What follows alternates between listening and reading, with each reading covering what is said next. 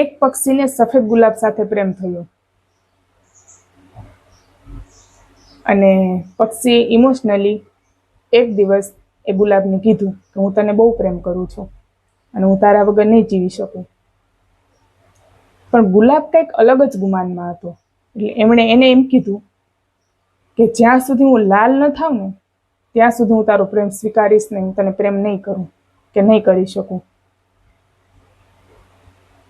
હવે આ વાત તમે પણ જાણો છો અને હું પણ જાણું છું, એનો સ્વભાવ નથી સફેદમાંથી લાલ થવાનો, એ નેચરલી વસ્તુ છે.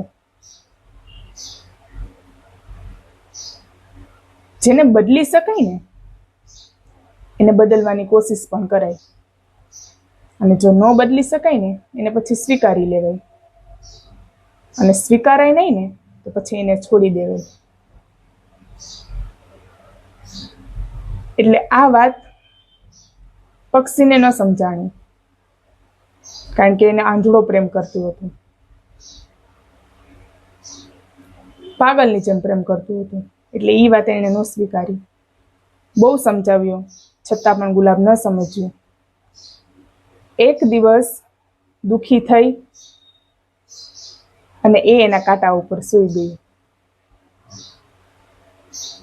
કાંટા લાગવાથી પોતે લોહી લુહાણ થઈ ગયું અને લોહીના ટીપાથી ગુલાબ લાલ થઈ ગયું. અને ગુલાબે પછી સ્વીકાર્યું કે હવે હું તને પ્રેમ કરી શકું. ત્યાં સુધીમાં તે પક્ષી મરી ગયું હતું. જીવનમાં છે ને હંમેશા 3 વસ્તુ યાદ રાખવી,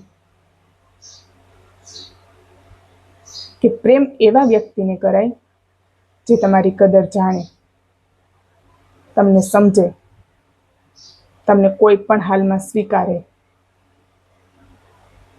અહંકાર અને ગુમાનને પ્રેમ ન કહેવાય.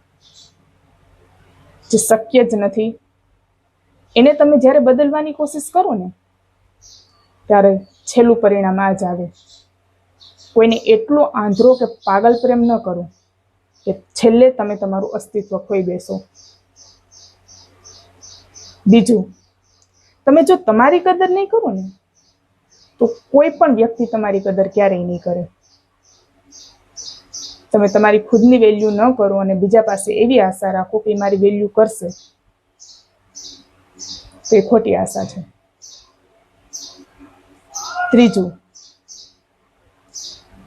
કોઈ પણ વ્યક્તિ સાથે સંબંધ ત્યાં સુધી જ રાખો જ્યાં સુધી તમારું આત્મસન્માન બની રહે. Self respect